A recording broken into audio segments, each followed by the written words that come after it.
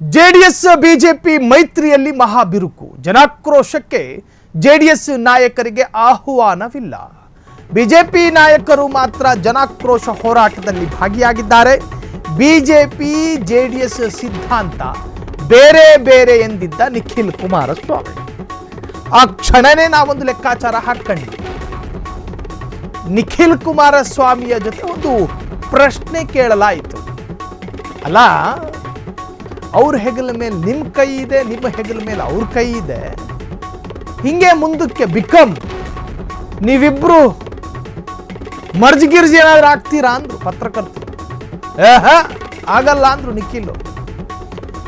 ಯಾವುದೇ ಕಾರಣಕ್ಕೂ ಬಿಜೆಪಿ ಮತ್ತು ಜೆಡಿಎಸ್ ಶಾಶ್ವತವಾಗಿ ಲೀನ ಆಗೋದಿಲ್ಲ, ವಿಲೀನ ಆಗೋದಿಲ್ಲ ಅಂತ ಹೇಳಿದ್ರು.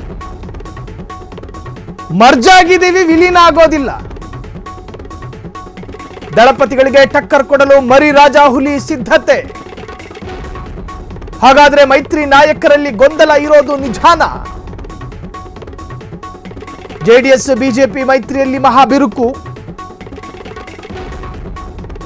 ಜನಾಕ್ರೋಶಕ್ಕೆ ಜೆಡಿಎಸ್ ನಾಯಕರಿಗೆ ಇಲ್ಲ ಆಹ್ವಾನ. ಬಿಜೆಪಿ ನಾಯಕರು ಮಾತ್ರ ಜನಾಕ್ರೋಶ ಹೋರಾಟದಲ್ಲಿ ಭಾಗಿ. ನನಗಿಲ್ಲಿ ಆಶ್ಚರ್ಯ ಅನಿಸಿದ್ದು, ಮೊನ್ನೆ ಬಜೆಟ್ ಆಯಿತು. ಗುತ್ತಿಗೆದಾರ ವಿಭಾಗದಲ್ಲಿ 4% ಅಲ್ಪಸಂಖ್ಯಾತ ಮುಸಲ್ಮಾನರಿಗೆ, ಸಿಖ್ಖರಿಗೆ, ಜೈನರಿಗೆ, ಕ್ರಿಶ್ಚಿಯನ್ನರಿಗೆ. ಅಲ್ಪಸಂಖ್ಯಾತರು ಅಂದ್ರೆ ಕೇವಲ ಮುಸಲ್ಮಾನರು ಮಾತ್ರ ಅಲ್ಲ, ಅಲ್ಲಿ ಕ್ರೈಸ್ತರು ಬರ್ತಾರೆ, ಜೈನರು ಬರ್ತಾರೆ, ಸಿಖ್ರು ಬರ್ತಾರೆ, ಮತ್ತೊಂದು ಮಗದೊಂದು ಬರುತ್ತೆ. ಅವರಿಗೆಲ್ಲ 4% ಮೀಸಲಾತಿ.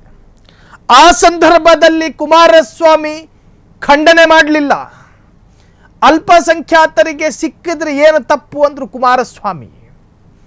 ಅದಾದ ನಂತರ ನಿನ್ನೆ ಮೊನ್ನೆ ಜೆಡಿಎಸ್ ಯುವ ಘಟಕದ ರಾಜ್ಯಾಧ್ಯಕ್ಷ ನಿಖಿಲ್ ಕುಮಾರಸ್ವಾಮಿ, ನಾವು ವಿಲೀನ ಆಗೋದಿಲ್ಲ, ನಮ್ದು ಮೈತ್ರಿ ಅಷ್ಟೇ, ಚುನಾವಣೆಯಲ್ಲಿ ಗೆಲ್ಲಬೇಕು ಮತ್ತು ಜೆಡಿಎಸ್ಗೆ ಶಕ್ತಿ ಬೇಕು, ಕೇಂದ್ರದಲ್ಲಿ ನಮ್ಮ ತಂದೆ ಮಿನಿಸ್ಟರ್ ಆಗಿ ಕೂತ್ಕೋಬೇಕು, ಈ ಕಾರಣಕ್ಕಾಗಿ ಮೈತ್ರಿ ಅನ್ನೋ ಅರ್ಥದಲ್ಲಿ ಮಾತನಾಡಿದ್ರು ಅವರು.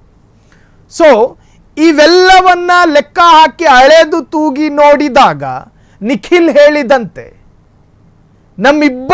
ಇಬ್ಬರಾಗಿದ್ದೀವಿ, ನಮ್ಮಿಬ್ಬರಲ್ಲೂ ಬೇರೆ ಬೇರೆ ಸಿದ್ಧಾಂತಗಳಿದೆ. ನಮ್ಮ ಸಿದ್ಧಾಂತಕ್ಕೂ ಬಿಜೆಪಿಯ ಸಿದ್ಧಾಂತಕ್ಕೂ ರಾತ್ರಿ ಹಗಲು ವ್ಯತ್ಯಾಸಗಳಿದೆ. ನಾವು ಜಾತ್ಯತೀತ, ನಮ್ಮನ್ನೇ ಹೇಳ್ತಾ ಇದ್ದೆ, ನಮ್ದು ಜಾತ್ಯತೀತ ಪ್ರಾದೇಶಿಕ ಪಕ್ಷ, ಪಾರಸಿಕ ಜೈನರ ಉದ್ಯಾನ, ದಿನಕ್ಕೆ 40 ಸರಿ ಹೇಳ್ತಾ ಇದ್ರು ಕುಮಾರಸ್ವಾಮಿ ಅವರು. ಸೊ ಹಾಗಾಗಿ ಬಿಜೆಪಿ ಅವರದು ಒಂದು ತರಹ ರಾಷ್ಟ್ರೀಯತೆ ಮತ್ತು ಹಿಂದುತ್ವವಾದವನ್ನು ಪ್ರತಿಪಾದಿಸುವಂತಹ ಒಂದು ಪಕ್ಷ. ಹಾಗಾಗಿ ಇಬ್ಬರಲ್ಲೂ ವ್ಯತ್ಯಾಸಗಳಿದ್ದಾವೆ. ನಾವು ಯಾವ ಕಾರಣಕ್ಕೂ ಶಾಶ್ವತ ವಿಲೀನ ಆಗೋದಿಲ್ಲ, ನಾವು ಮೈತ್ರಿಗಳಷ್ಟೇ, ಒಂದು ಸಂದರ್ಭಕ್ಕೆ ಸೀಮಿತವಾದ ಮೈತ್ರಿಗಳಷ್ಟೇ ಎನ್ನುವಂಥ ಅರ್ಥದಲ್ಲಿ ಮಾತನಾಡಿದ್ರು. ಆದರೆ ಈಗ ಬಿಜೆಪಿಯವರು ಜನಾಕ್ರೋಶ ಹೋರಾಟ ಮಾಡ್ತಾ ಇದ್ದಾರೆ. ಕುಮಾರಸ್ವಾಮಿಗೆ ಫೋನ್ ಮಾಡಿ ಕರೆದವರ ಇಲ್ಲ, ನಿಖಿಲ್ ಕುಮಾರಸ್ವಾಮಿ ನೋ. ಇನ್ನು ಎಚ್ ಡಿ ದೇವೇಗೌಡರಿಗೆ ಮಾಹಿತಿ ಆದರೂ ಕೊಟ್ಟವರ ದೇವರಾಣೆ ಇಲ್ಲ. ಹಾಗಾದರೆ ಇವರು ಇಬ್ಬರು ನಡುವೆ ಏನು ನಡೀತಾ ಇದೆ? ಜನಾಕ್ರೋಶ ಹೋರಾಟದಲ್ಲಿ ಭಾಗಿ, ಆದರೆ ಬಿಜೆಪಿ ನಾಯಕರು ಮಾತ್ರ ಭಾಗಿ, ಜೆಡಿಎಸ್ ಅವರಿಗೆ ನೋ ಅಲೌಡ್. ಬಿಜೆಪಿ ಜೆಡಿಎಸ್ ಸಿದ್ಧಾಂತ ಬೇರೆ ಬೇರೆ ಎಂದಿದ್ದ ನಿಖಿಲ್ ಕುಮಾರಸ್ವಾಮಿ ಇದಕ್ಕೆ ಇಂಬು ನೀಡುವಂತೆ ಹೇಳಿಕೆ ನೀಡಿದ ವಿಜಯೇಂದ್ರ, ಮುಂದಿನ ವಿಧಾನಸಭಾ ಚುನಾವಣೆಯಲ್ಲಿ ಹಾಸನ ಕೇಸರಿಮಯವಾಗುತ್ತೆ ಇಟ್ರು ನೋಡಿ. ಹಾಸನದಲ್ಲಿ ಕೇಸರಿ ಕಮಾಲ್ ಮಾಡಲು ವಿಜಯೇಂದ್ರ ಸಿದ್ಧತೆಯನ್ನು ಮಾಡಿಕೊಳ್ತಿದ್ದಾರಂತೆ.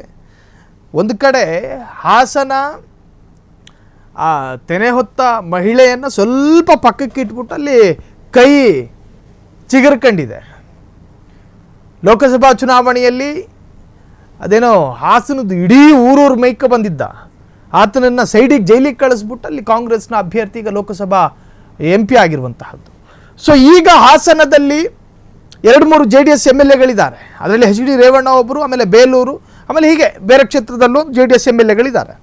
ಅದನ್ನು ಹೊರತುಪಡಿಸಿದ್ರೆ ಅಲ್ಲಿ JDSಗೆ ಶಕ್ತಿ ಇಲ್ಲ. ರೇವಣ್ಣ ಹೆಂಡತಿ ಜಿಲ್ಲಾ ಪಂಚಾಯತ್ನಲ್ಲಿ ಸ್ಪರ್ಧೆ ಮಾಡಿದ್ರು, ಅದು ಬಿಟ್ಟರೆ ಈಗೇನೂ ಇಲ್ಲ, ಖಾಲಿ ಕೂತ್ಕೊಂಡಿದ್ದಾರೆ. ಇನ್ನು ಸೂರಜ್ ರೇವಣ್ಣ MLC ಆಗಿದ್ದಾರೆ, ಅದಕ್ಕೆ ಮಾತ್ರ ಸೀಮಿತ. MLC ಆಗಿದ್ದಾರೆ, ಜೊತೆಗೆ ಪಂಪ್ಸೆಟ್ಟಿಗೆ ಹುಡುಗನ್ನ ಕರೆದಿದ್ದಾರೆ ಅನ್ನೋ ಆರೋಪವೂ ಇದೆ. ಇವೆಲ್ಲವನ್ನ ಹಾಸನ ಜನ ಲೆಕ್ಕ ಹಾಕ್ಕೊಂಡು MP ಗೆ ಕಾಂಗ್ರೆಸ್ನ ಅಭ್ಯರ್ಥಿಯನ್ನೇ ಆಯ್ಕೆ ಮಾಡಿಕೊಂಡ್ರು. ಸೊ ಈಗ ಹಾಸನವನ್ನ ಸಂಪೂರ್ಣವಾಗಿ ಕೇಸರಿಮಯ ಮಾಡ್ತೀವಿ ಎನ್ನುವಂಥ ಒಂದು ಸ್ಟೇಟ್ಮೆಂಟ್ ಅನ್ನು ಕೊಡಲಾಗಿದೆ. ಅದರ ಅರ್ಥ JDS ಅನ್ನ ಅಲ್ಲಿ ನಾಮೋ ನಿಶಾನೆ ಇಲ್ದಂಗೆ ಮಾಡ್ತಾರೋ ಗೊತ್ತಿಲ್ಲ. ಸೊ ಈ ಎರಡು ಬೈಟ್ಸ್ಗಳು ಈಗ ಸಾಕಷ್ಟು ಚರ್ಚೆಗೆ ಕಾರಣವಾಗಿದೆ. ಹಾಗಾದ್ರೆ ಬಿಜೆಪಿ ರಾಜ್ಯಾಧ್ಯಕ್ಷ ವಿಜಯೇಂದ್ರ ಏನು ಹೇಳಿದ್ದಾರೆ ಹಾಸನಕ್ಕೆ ಸಂಬಂಧಪಟ್ಟ ಹಾಗೆ ಕೇಳಿಸ್ಕೊಳ್ಳಿ. ವಿಧಾನಸಭಾ ಚುನಾವಣೆ ಯಾವತ್ತೇ ನಡೆಯಲಿ ಎಲ್ಲ 7 ವಿಧಾನಸಭಾ ಕ್ಷೇತ್ರದಲ್ಲಿ ಭಾರತೀಯ ಜನತಾ ಪಾರ್ಟಿಯ ಕಮಲದ ಅರಳಬೇಕು. ಮುಂದಿನ ವಿಧಾನಸಭಾ ಚುನಾವಣೆ ಯಾವತ್ತೇ ನಡೆಯಲಿ ಎಲ್ಲ 7 ವಿಧಾನಸಭಾ ಕ್ಷೇತ್ರದಲ್ಲಿ ಭಾರತೀಯ ಜನತಾ ಪಾರ್ಟಿಯ ಕಮಲದ ಅರಳಬೇಕು. ಮುಂದಿನ ವಿಧಾನಸಭಾ ಚುನಾವಣೆ ಯಾವತ್ತೇ ನಡೆಯಲಿ ಎಲ್ಲ 7 ವಿಧಾನಸಭಾ ಕ್ಷೇತ್ರದಲ್ಲಿ ಭಾರತೀಯ ಜನತಾ ಪಾರ್ಟಿಯ ಕಮಲದ ಅರಳಬೇಕು. ಮುಂದಿನ ವಿಧಾನಸಭಾ